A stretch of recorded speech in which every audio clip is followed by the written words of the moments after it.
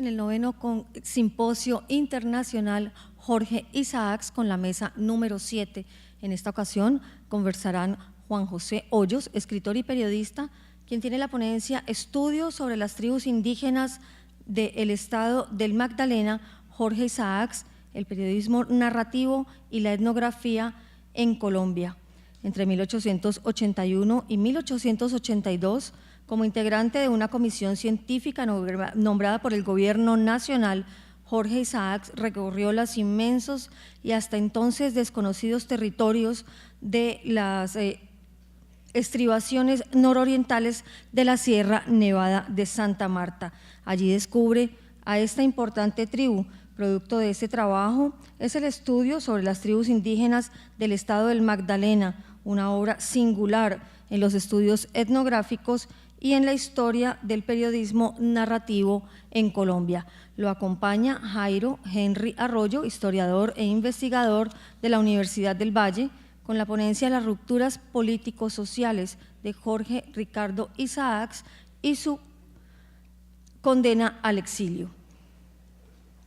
En este sentido, la ruptura política e ideológica de Jorge Ricardo significó no solo un cobro de cuentas para su clase social y sus congéneres, sino una forma de condenarse a la sociedad y al exilio, pues perdería para siempre las redes sociales que en una región como la Vallecaucana justificaron el pundonor y su existencia.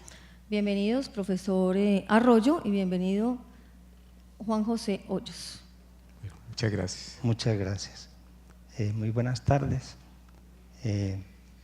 Quiero contarles que me aproximé a este tema del periodismo narrativo y la etnografía en Colombia y el caso concreto de Jorge Isaacs a raíz de un trabajo que comencé en la Universidad de Antioquia en el programa de periodismo dedicado a estudiar la historia del periodismo narrativo en Colombia. Entonces me llamó mucho la atención que siempre, en algunos momentos, en coyunturas tan importantes, por ejemplo, como la de la independencia, como la Revolución de 1850, y luego al final todo el periodo radical que termina desembocando en la, digamos, en la promulgación de la nueva república que nos rigió durante tantos años, llamada la Regeneración, a partir de 1886. Siempre hubo momentos en el periodismo reflejando esas coyunturas. Yo quiero evocar 3 momentos y son muy parecidos a los que evocaron los compañeros que nos antecedieron en estas charlas sobre Jorge Isaacs. Me refiero concretamente a Francisco José de Caldas y su periódico El Semanario del Nuevo Reino, que se publica un poco antes de la independencia, y donde él publica algunas de sus crónicas sobre el trabajo que hizo en la expedición botánica, muy inspiradas en sus recorridos con Humboldt y bueno, en sus recorridos particulares también, sobre todo por el sur del país. El trabajo de Jorge Isaacs, estudios sobre las tribus indígenas del Estado del Magdalena, se entronca en esta historia por Manuel Ancísar. Manuel Ancísar es un abogado, periodista, dirigente político, que en la Revolución de 1850 lo funda unos 2 años antes, pero funda un periódico muy importante en esa revolución, es el periódico El Neogranadino. Primer periódico, yo diría, bueno, uno de los primeros periódicos modernos, bien diseñados, y además donde se desarrollan muchas de las tesis que van a dar lugar al surgimiento del Partido Liberal y a la revolución que encabeza, digamos, en el plano político José Hilario López y que desata la guerra de 1850 y la revolución de 1850, donde se abolió la esclavitud, donde se separó la Iglesia del Estado, donde se hicieron un montón de reformas que luego los liberales radicales profundizaron ya a partir de la Constitución de 1863-64 en Río Negro, Antioquia. Quiero pues invocar entonces a Manuel Ancísar en el plano nuestro nacional como el inspirador del tipo de trabajo que Isaacs va a hacer al estado del Magdalena. También lo mencionaban los compañeros anteriores, el libro Facundo, pero yo diría que en el plano más cercano, Manuel Ancísar es el verdadero maestro en este aspecto, digamos, de contar un viaje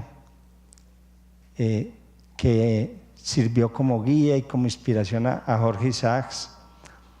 Ancísar recorrió en 1850, cuando el gobierno creó la Comisión Coreográfica, junto con Agustín Codazzi, recorrió unas 8 provincias del oriente de Colombia a lomo de mula. Viajó entre Bogotá y Cúcuta y recorrió toda esta región conversando con la gente, viendo el paisaje, registrándolo, registrando la vida de la gente, también registrando las fantasías, los espantos, los fantasmas de zonas, por ejemplo, como la zona esmeraldífera de Muso. Y ese libro se publicó en el Neogranadino por entregas, se llama La Peregrinación de Alfa. Isaacs lo llama Peregrinaciones de Alfa, muy lindo porque en realidad son varias peregrinaciones. Dice Isaacs al comienzo del estudio sobre las tribus indígenas, dice: los viajes que hice por las costas e interior del estado del Magdalena, los apuntamientos que en tales excursiones tomé, tenían por objeto escribir un libro en la forma en que dejó enseñada el señor doctor Manuel Ancísar en las peregrinaciones de Alfa. Al partir de Bogotá en 1881, el ilustre y bondadoso maestro me estimuló para la ejecución de una obra así, verdaderamente superior a mis fuerzas, y las últimas palabras animadoras de cariño, casi paternales, que oí de sus labios, diéronme muchas veces persistencia de voluntad, fe en el éxito, ilusoria pero necesaria, y ánimo paciente, probado sin conmiseración en tantas ocasiones. Bueno, pues el papel de Ancísar en la Comisión Coreográfica era ser secretario, y el secretario tenía la obligación de no solo recorrer el territorio, sino recoger el resultado de todas las observaciones de los integrantes del grupo. Por eso asignaban una escritora a ese cargo. Entonces, cuando el gobierno de Núñez crea la comisión científica en 1880, ese trabajo de la comisión coreográfica, para tratar de renovar ese trabajo de la comisión coreográfica, que se había interrumpido en 1859 con la muerte de Agustín Codazzi, le asignan entonces a Isaacs el mismo papel de don Manuel Ancísar. Bueno, según la ley a la que también se refirieron en la charla anterior, esos estudios debían ocuparse, los de la comisión científica, no solo de los aspectos físicos, sino del entorno animal y vegetal y de la organización social de la población existente en esos territorios, aunque debía darle prioridad a la búsqueda de minas y recursos vegetales hallados en los bosques. Isaacs partió de Bogotá con destino a Santa Marta en octubre de 1881. En el mapa que ustedes ven allá está mostrado ese primer viaje. El primer viaje está punteado, creo que de rojo, porque él después en 1884, 86 hizo un segundo viaje. Si ustedes se fijan, toda esa es una parte del estado del Magdalena que en ese momento era completamente inexplorada. ¿Por qué? Porque en la conquista fue una zona poblada por unos indígenas, los indígenas Chimila, que no los pudieron dominar los españoles, no los pudieron reducir. El centro de toda esa región era la ciudad donde tenía su sede digamos, el principal gobernante indígena, lo que en esa época llamaban el Valle Dupar. Hoy, pues, donde está sentado Valledupar. Sin embargo, fue tan dura esa lucha que Valledupar tuvo que ser trasladada varias veces, fue quemada. Hubo momentos en que el gobierno decretaba que la poblaran y no había gente para poblarla y todo el mundo le tenía pavor a esa zona. Entonces, como Codazzi terminó su viaje entrando a esa zona, digamos que en este momento era la zona desconocida completamente de Colombia. El estado del Magdalena no era capaz de ocuparse de ella. Había unos cuantos inspectores y había unos misioneros ocupados de la educación de los indígenas que tampoco pudieron con ellos, no los lograron reducir. Por eso se produjeron algunos estudios lingüísticos estudiando sus lenguas, pero en la Organización Federal del Estado Colombiano lo que estaba proponiéndole el gobierno central al Estado del Magdalena era que esa zona la asumiera directamente la administración, el Estado central, ya que el Estado del Magdalena no había sido capaz de gobernarla, digamos. Esa comisión, la dirección se la encargaron a José Carlos Manó, también como nos contaron ahora los geógrafos que nos antecedieron. Él era un sabio, entre comillas, de origen argelino. Digo sabio porque parece que al gobierno le sonó más que fuera un extranjero. No se estudiaron bien sus credenciales. Isaacs, que era un hombre estudioso y que se había leído ya muchos textos de geografía de todos los que se habían ocupado de estos territorios colombianos y sobre todo de la costa caribe, inmediatamente se dio cuenta que el tipo no tenía competencia para ese trabajo y con el temperamento que tenía Isaacs, inmediatamente le manifestó a Manó sus divergencias y Isaacs le tocó a partir de Santa Marta seguir el viaje solo. Ni siquiera el gobierno le dio el dinero que necesitaba él para el viaje. Se lo prometieron, él prestó 3.000 pesos con unos amigos y emprendió por su cuenta y riesgo el recorrido de toda esta región. En los relatos coloniales se habla de esta región como una región bastante poblada. Los censos que hicieron los misioneros calculan más o menos en unos 6.000 a 8.000 indígenas. Cuando Isaacs llegó a recorrerla, ya estaba muy despoblada la región. Los colonos habían, digamos, asolado a los indígenas, los habían arrinconado y ya una parte de los Chimila, de los que quedaban, estaban ya llegando a las estribaciones de la Sierra Nevada de Santa Marta. Pero en la llanura central del Magdalena todavía quedaban regados algunos de ellos. Me da una sensación extrañísima mirar ese mapa y ver el viaje de Isaacs y leer el primer informe que él escribió para un periódico de Santa Marta en enero de 1882, que se llaman Las Hulleras de Aracataca. Ese es el mismo mapa de 100 años de soledad. Isaacs recorrió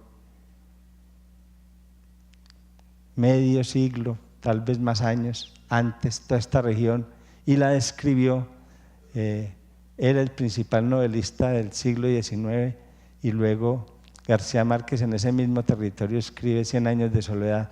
Entonces, si ustedes miran el mapa en detalle, pues aquí no se alcanza a apreciar, pero ahí encuentra uno poblaciones como el Banco, toda la provincia la llaman Padilla en ese momento, encuentra uno Barrancas, mejor dicho, pueblos casi todos en los que García Márquez pasó su infancia y de donde viene toda su familia. Isaacs hizo ese viaje, yo no sé realmente pues la valentía que tuvo que tener porque era en mula. Él llevaba, Isaacs era geógrafo, pues aficionado, porque no existía una disciplina académica aquí universitaria que formara geógrafos, pero era geógrafo, sabía de mineralogía, sabía de botánica, sabía también de mucha clasificación de los animales, porque como nos dijeron ahora era lector de Darwin, y él iba con un poco de valijas.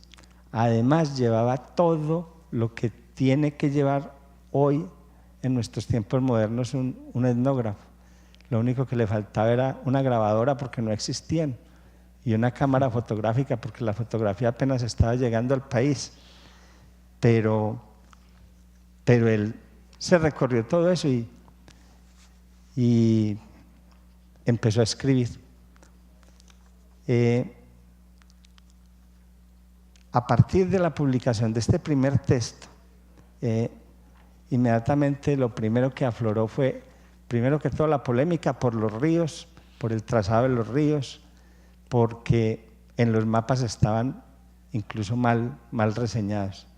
Entonces, con los primeros que se enfrentó Isaacs fue con algunos geógrafos, o criticó la obra de algunos geógrafos porque había cursos de ríos incluso que estaban mal en los mapas, como Codazzi no había pasado por allá, no estaban todavía bien registrados.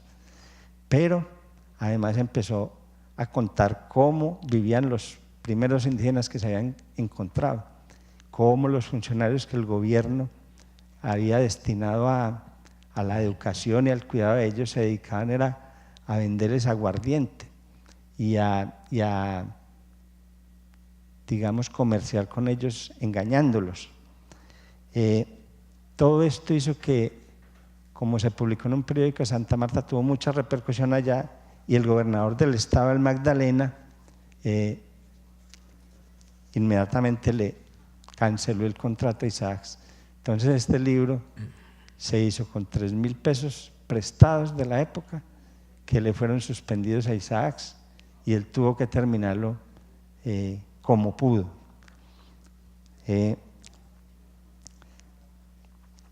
Quiero describir un poco el libro. El libro está compuesto por 4 partes. Yo, como les digo, tengo una mirada por mi oficio y mi formación de periodista del libro como una narración, una gran crónica, en la cual la primera parte está dedicada a la geografía, la segunda parte está dedicada a la historia de todas las poblaciones que habitan el territorio, la tercera parte está dedicada a las lenguas indígenas y a un catálogo de la colección de objetos de interés arqueológico que él recogió para el Museo Nacional. La edición crítica excelente que publicó la Universidad del Valle junto con la Universidad de Externado de Colombia tiene además un apéndice con las exploraciones de Isaacs. Me refiero a la parte geográfica.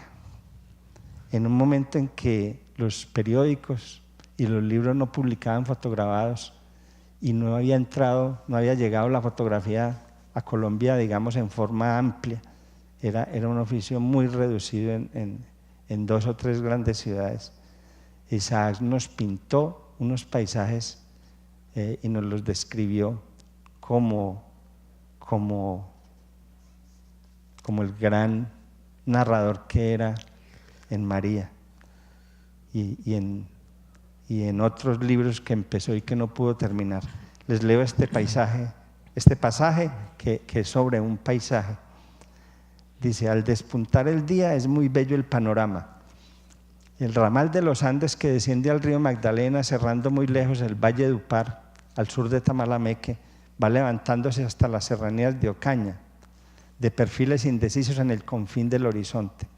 Avanza la cordillera de Perijá rectamente al septentrión y sus cumbres redondeadas, a veces angulosas y abruptas a trechos, se destacan en la blancura refulgente del cielo y, sesgando en el cerrejón hacia el levante, dejan libres el abra anchurosa de la Guajira, fondo último de tintes de ópalo y fulgores de oro.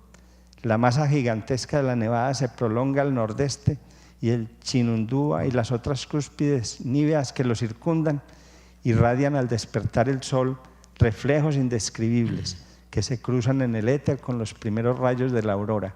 Son como 2 alboradas esplendentes que, sorprendidas y en arrobamiento, se contemplan. Duerme el valle a sus pies y sus llanuras de verdón amarillento, bordadas por selvas serpenteantes de color sombrío, aparecen a distancia veladas aún por vapores azulinos.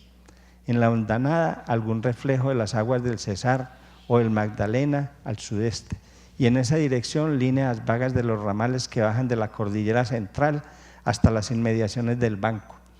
Momentos después la diamantina corona de la sierra se apaga, parecen sus picos de amatista y lapislázuli, y el astro rey difunde luz y vida sobre el hemisferio de América. Bueno, la segunda parte del libro es la parte etnográfica. En esa parte les cuento que no soy un etnógrafo, pero sí me puse a estudiar para buscar las cercanías del periodismo narrativo y la etnografía, y me di cuenta, por ejemplo, que un género como el reportaje o como la crónica de viajes tienen mucho que aportar a la etnografía, y de hecho fueron muchas de esas crónicas de los cronistas viajeros las que inspiraron ese método etnográfico que, según lo que he entendido hasta ahora, lo formuló por primera vez un científico polaco, Bronisław Malinowski, por allá por 1920, 1921.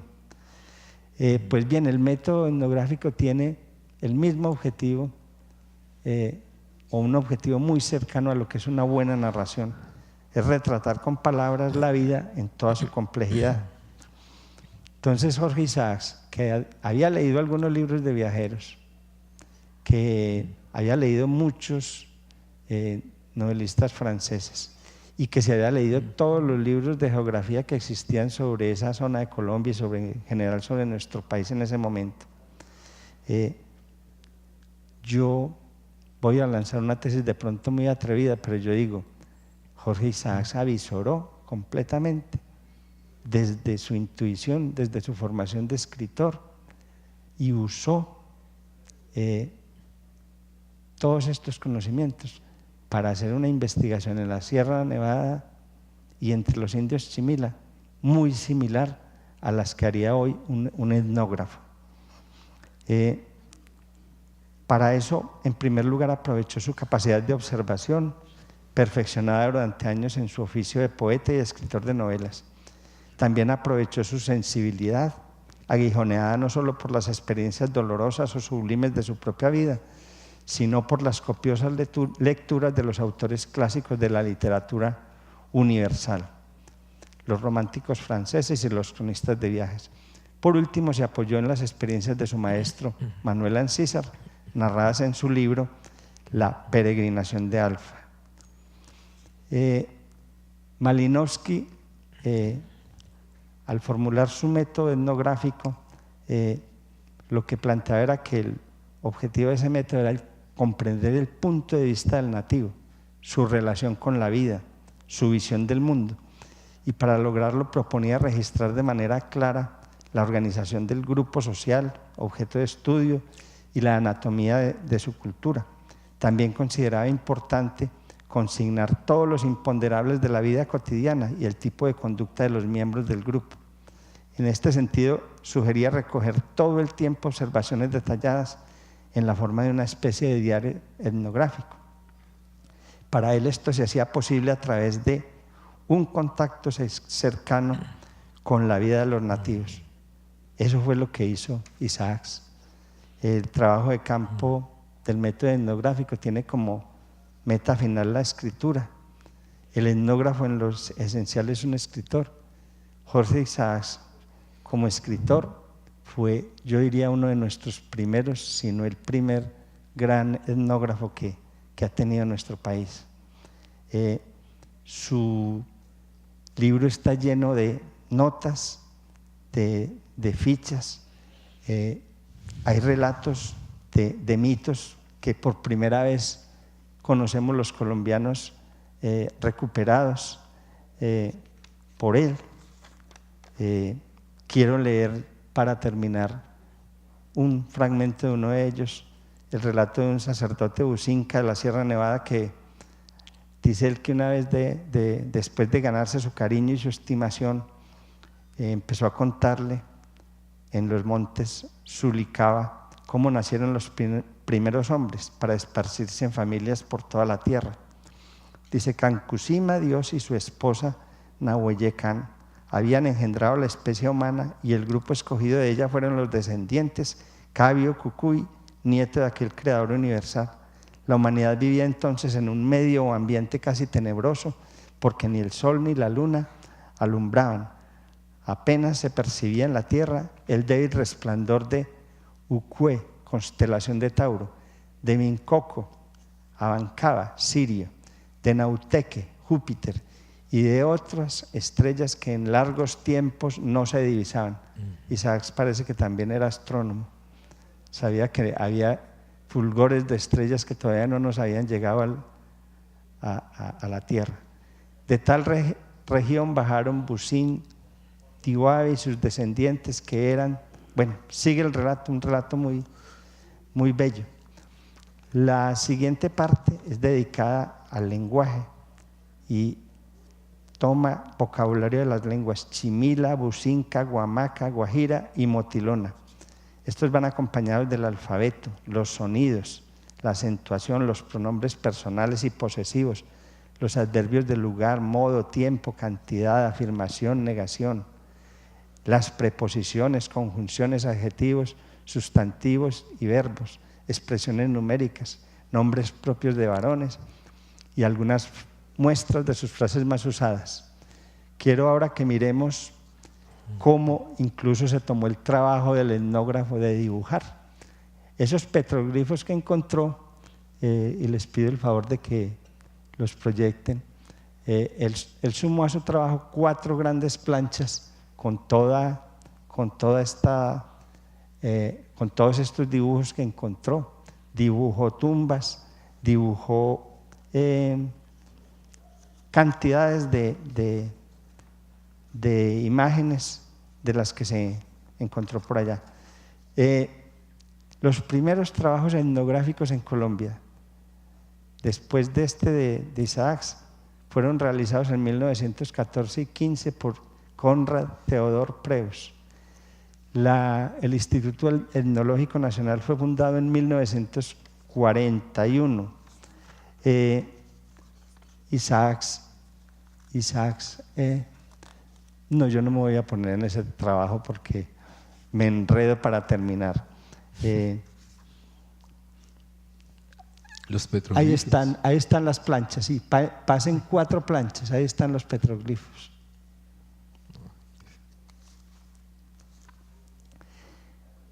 Bueno, quiero terminar simplemente diciendo que con este libro Jorge Isaacs cierra un ciclo en la historia de las ciencias en Colombia, especialmente las ciencias humanas, que empieza, pero también la mineralogía, que empieza con la expedición botánica, continúa con la comisión coreográfica y concluye con la comisión científica de 1881 y 1882. Nos muestra a un Jorge Isaacs que sabía de geografía, geología, astronomía, biología, botánica, mineralogía, y que se convirtió en nuestro primer etnógrafo. Esto nos da una muestra de esa personalidad tan polifacética de un hombre de ascendencia judía, pero que también fue masón y que al final de sus días, muriendo con fiebres palúdicas en Ibagué, pidió la confesión católica. En el fondo yo creo que era un libertario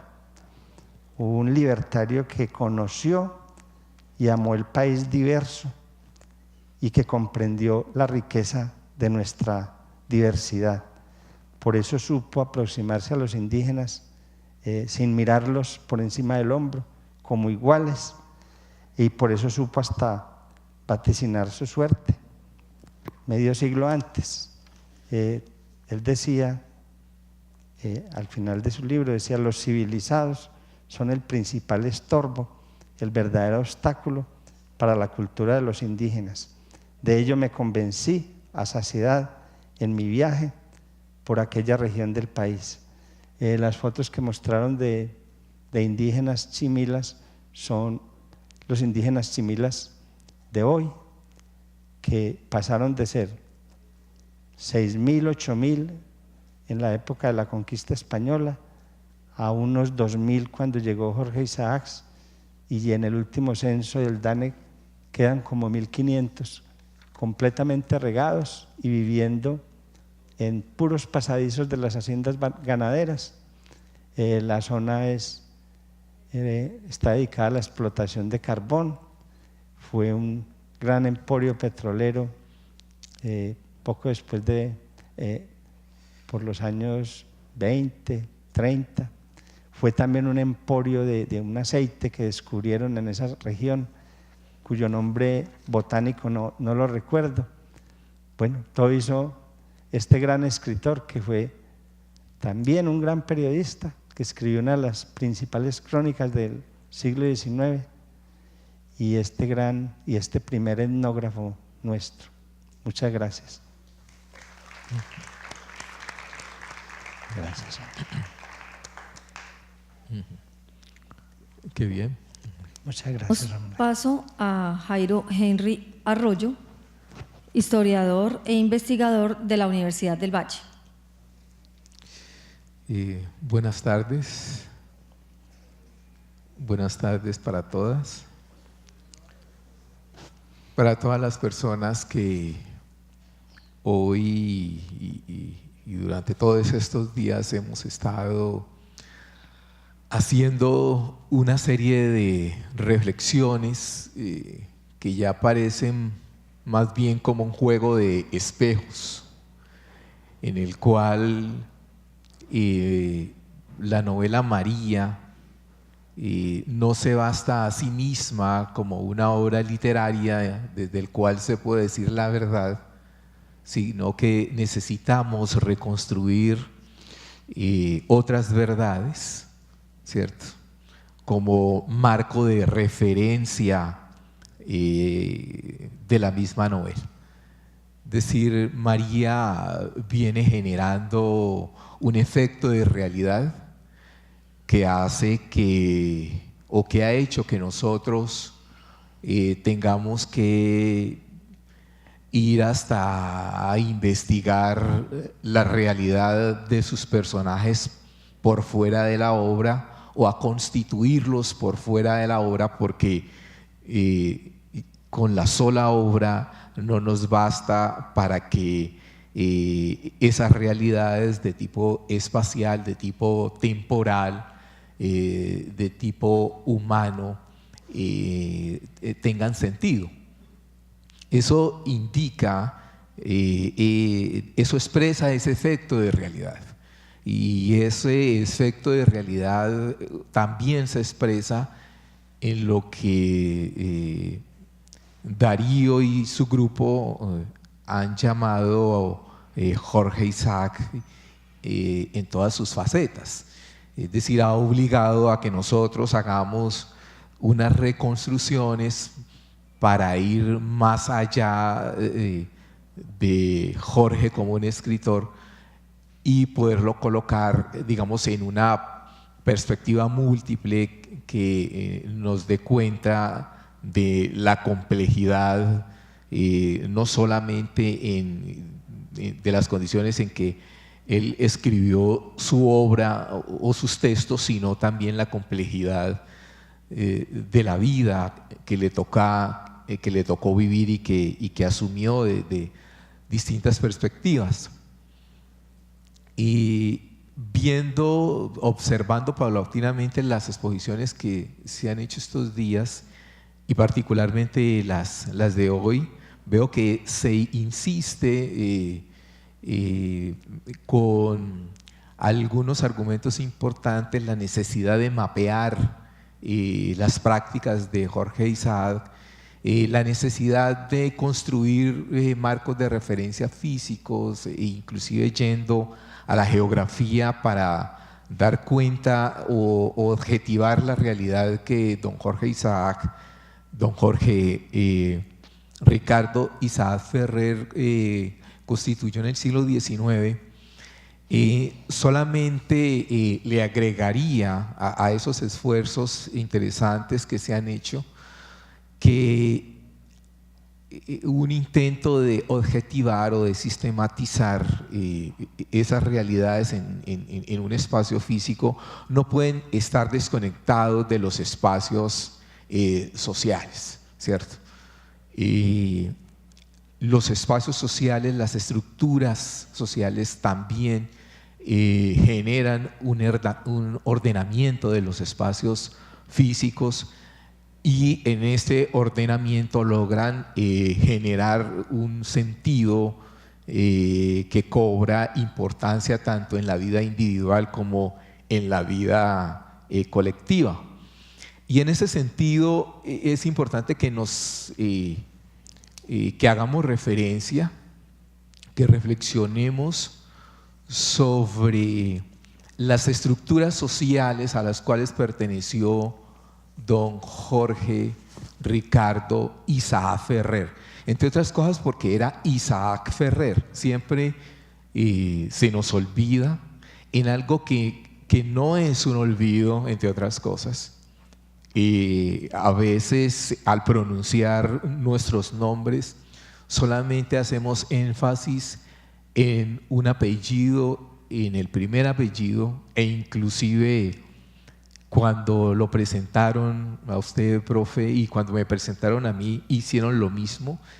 Hicieron énfasis en el primer apellido, y con Jorge Ricardo se hace lo mismo en las presentaciones y en las ponencias, olvidándonos que él perteneció a una alianza familiar, que él perteneció a una estructura social que cobraba un particular sentido en la región del Valle del Cauca y que hacía parte de los juegos no solamente políticos de la región, sino que también hacía parte de los juegos sociales que se constituían en esta región, que ha venido siendo caracterizada como una región de haciendas, como una región que en su momento se caracterizó por ser esclavista, pero que también es una región dominada por estructuras sociales poderosas, constituidas a partir de vínculos familiares, y que desde allí también nosotros, desde este territorio, es decir, desde el territorio social, desde la configuración de estas estructuras sociofamiliares, también tendríamos que hacer la reflexión de aquellas coyunturas o aquellos hechos que involucraron la vida del escritor. Por supuesto, la primera alianza es la que constituye su padre al casarse con Manuela Ferrer, y a partir de ese matrimonio, don Jorge Enrique Isaac, que es el nombre castellanizado que adquiere, empieza a dibujar todo un mapa social que se configura a partir de la serie de cuñados, es decir, de hermanos de doña Manuela Ferrer, que tenían la característica, que tenían las estructuras de poder de la región, es decir, ricos propietarios de tierra, propietarios también de esclavizados, en su mayoría miembros del partido conservador, y católicos y apostólicos. Es así como Jorge Enrique le da a sus hijos, configura una estructura en la cual se van a acumular, ¿sí?, una serie de capitales que son los capitales que se constituyen en la región, que definen la región, y que va a heredar el escritor don Jorge Ricardo Isaac. Cuando uno nace en un grupo familiar, hereda los capitales que se han acumulado en la historia de ese grupo familiar. Eso es lo que pasa con Jorge Ricardo. Hereda lo que se ha acumulado hasta ese momento en el conjunto de las alianzas, y por eso aparece como un joven y un hombre propietario de esclavos, hacendado, con anuencia, con una fuerte anuencia en el Partido Conservador, y haciendo parte de unas redes sociales importantes en la región, y que van a reconocer de manera importante también en la ciudad de Bogotá. Jorge Ricardo hace el mismo recorrido social que su padre. Su padre entra al país como un comerciante y un minero, y rápidamente se desenvuelve o empieza a desarrollar las mismas disposiciones de los agentes, de los sujetos aquí en la región, es decir, de comerciante y minero pasa a ser rico, hacendado, propietario de esclavos, y tener y de constituir una relación con el poder político. Rápidamente construye una relación, por ejemplo, con Mosquera. Recordemos que años después su hijo Jorge Ricardo también va a trabajar por petición de Mosquera en la construcción del camino hacia Buenaventura. Es decir, es como un extranjero llega a la región y aprende los hábitos y las prácticas económicas, sociales y políticas que ya definían en esta región. Es decir, esa transformación que le pasa a don Jorge Enrique Isaac es una transformación que va a continuar su familia, especialmente Jorge Ricardo. Así que Jorge Ricardo se casa con Felisa González. Felisa González Umaña, eso también es importante.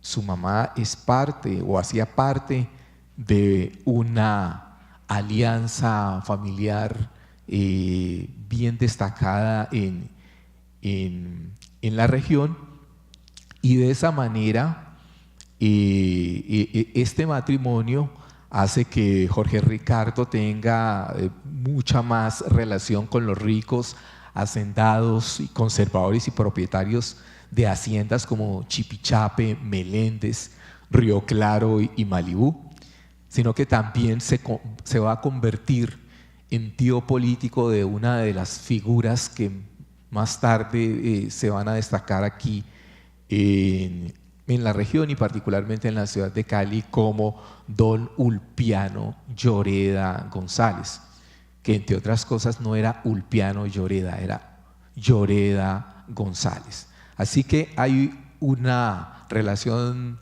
muy fuerte con los González Umaña y hay también una relación con los Lloreda González. Pero igualmente sus hermanos, como Lisímaco, también hacen relaciones a través de los matrimonios, en este caso Lisímaco con Julia Holguín, y a través de ese matrimonio pueden establecer una relación con los Holguín y con los Mayarino, también ricos hacendados de la ciudad. Ana Julia era la hermana de Carlos Holguín Mayarino y este último se había casado con Margarita Caro, la hija de nada menos y nada más que don José Eusebio Caro. El cuñado de Lisímaco había nacido en Novita y muy niño se había residenciado en Cali.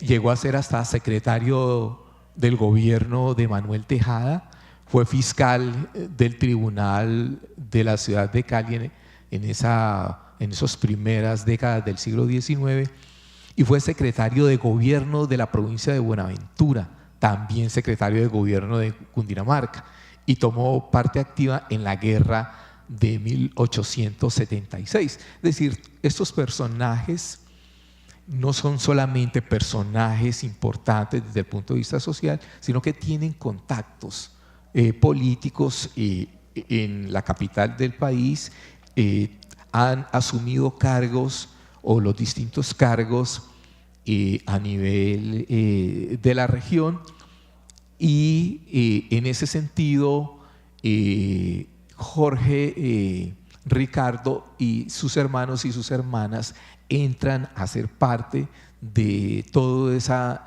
estructura de poder que se constituía en el Valle del Cauca. Y podríamos nombrar otro tipo de alianzas que tienen que ver, por ejemplo, con los Iragorri. Hay alianzas con los Obirni a través de los matrimonios que establece uno de los hermanos menores de Jorge Ricardo.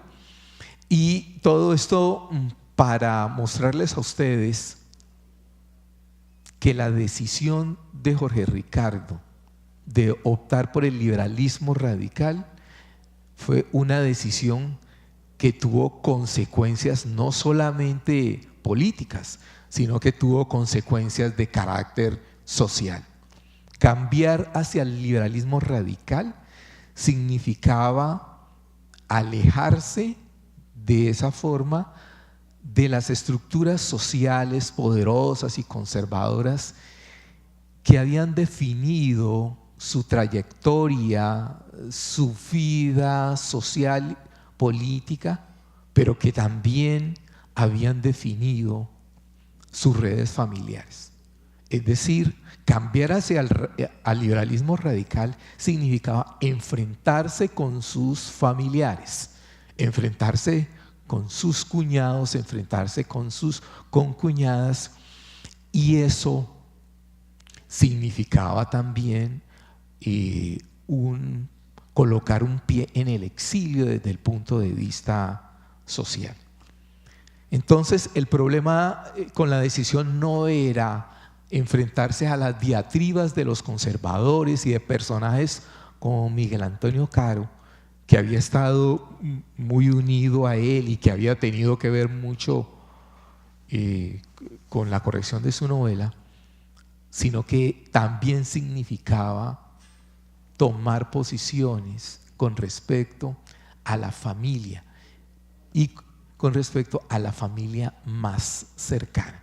Eso hunde a Jorge Ricardo en un conflicto enorme, en una soledad, porque le van a cobrar no solamente el hecho de haber tomado la decisión hacia el bando contrario, y el bando contrario de lo que significaba también renunciar al conjunto de valores sociales, valores políticos, que era lo que lo habían definido en términos de la configuración de esa estructura social, sino que también significaba romper con esos lazos sociofamiliares y sentimentales que había construido en el siglo XIX. Cuando uno observa detenidamente quiénes son los acreedores de la fortuna de los Isaac, tanto en el testamento como a la hora de vender las propiedades para poder pagar los acreedores y los pasivos, encuentra uno de manera sorpresiva que esos acreedores son, buena parte de ellos, parte de la misma familia. El padre de Jorge Ricardo había apelado a los familiares por préstamos hipotecarios para poder salvaguardar los negocios y para poder mantenerse y mantener la familia. Pues bueno, a la hora de morir don Jorge Enrique, estos acreedores que eran miembros de su propia familia son los que se quedan también con la propiedad familiar. Y entonces los acreedores son los Borrero, son los Ovirne, ¿cierto? Son los Mayarino, son los Borrero. Aparecen las figuras, las nuevas figuras de los Eber, entre otras cosas. Y también aparecen los apellidos como los Sabasque. Hay ejemplos, más o menos para esta época, de cómo estas familias, para salvaguardar las crisis económicas que se generaban tanto por las condiciones externas como por las condiciones internas, apelaban a los préstamos intrafamiliares, ya que el sistema de crédito era supremamente débil, para poder mantener sus familias y de alguna manera para solventar sus gastos y no perder sus propiedades. Y ejemplos claros entre los Garcés y los Borrero de esas prácticas muestran que fueron estrategias eficientes, que fueron estrategias acertadas, porque de esa manera se pudieron proteger fortunas y propiedades familiares que acompañaron a estos apellidos por buena parte del siglo XVIII y del siglo XIX. Con la familia de los Isaac no sucedió lo mismo. Jorge Ricardo tuvo que ver cómo sus concuñados, sus primos de primero y segundo grado, se quedaron con casi toda la fortuna familiar, y que en contraposición pues a los otros ejemplos donde hubo un intento de solidaridad o solidaridad efectiva para salvaguardar los bienes ajenos, aquí sucedió fue todo lo contrario, y las propiedades terminaron en la familia extensa, generándose pues una pobreza enorme para la familia de los Isaac. Como ustedes ya bien lo saben, Jorge Ricardo logra hacer alianza con su primo, César Conto Ferrer, ¿cierto? César Conto Ferrer, que también viene de las alianzas con los Ferrer, es decir, viene de una alianza que tiene que ver con una tía de Jorge Ricardo, es decir, una hermana de doña Manuela Ferrer Escarpeta. César Conto, ya ubicado en una posición de privilegio por el liberalismo radical, logra nombrar a Jorge Ricardo como secretario de Educación, que podríamos decir para esta época, y logran acompañarse en esta batalla tan difícil y tan compleja que incluye, como ya lo he dicho, los intereses de tipo familiar, pero que también los obliga a disponerse en esa batalla tan decisiva y tan importante como fue la batalla de los Chancos, ¿sí? Esa batalla de los Chancos a los cuales va Jorge Ricardo es una batalla para mí simbólica e importante en la medida que es la batalla donde Jorge Ricardo le toca que enfrentar a los que unos años antes habían sido sus amigos y habían sido sus familiares, y ahora en esta batalla eran sus contendores, porque de todas maneras en el siglo XIX muchos de los problemas políticos se resolvían por la vía de carácter militar. Llama mucho la atención que décadas después los Carvajal Borrero, particularmente don Mario Carvajal Borrero, hace todo un trabajo de recuperación de Jorge Isaac, de repatriación de la figura de Jorge Isaac, y para el siglo XX encontramos una figura de Jorge Isaac y una presentación de su novela como si nada hubiera pasado, como si no se hubieran dado unas rupturas políticos, sociales y familiares en el escenario de la región, como si no hubiera sido suficiente que Jorge Ricardo hubiera pedido que lo sepultaran en Antioquia, porque tanto las rupturas políticas familiares como la pobreza a la que fue condenado era suficiente razón. Esta repatriación y esta nuevo lanzamiento de la figura de don Jorge Isaac pasa por encima de este hecho, y la figura de él y la novela María van a servir, y este es otro elemento que yo llamo de defecto de realidad, como un elemento clave para reconfigurar la identidad del recién creado departamento del Valle del Cauca.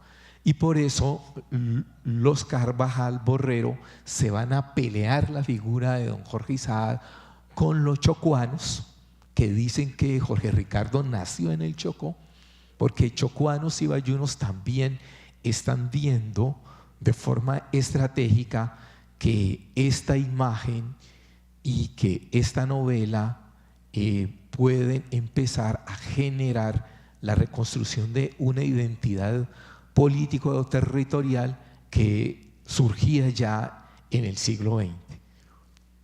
Esta reconfiguración, desde luego, se hace guardando en la memoria, sepultando en la memoria las contradicciones, las diferencias y sobre todo las rupturas que hace unas décadas había convertido a Jorge Isaac en una persona trascendental e importante al defender valores liberales de manera radical, pero que echaba por debajo la acumulación de capitales de forma tradicional que desde su padre se había hecho en esta región y que lo llevó a apartarse pues, de las estructuras sociales, políticas y tradicionales de la región.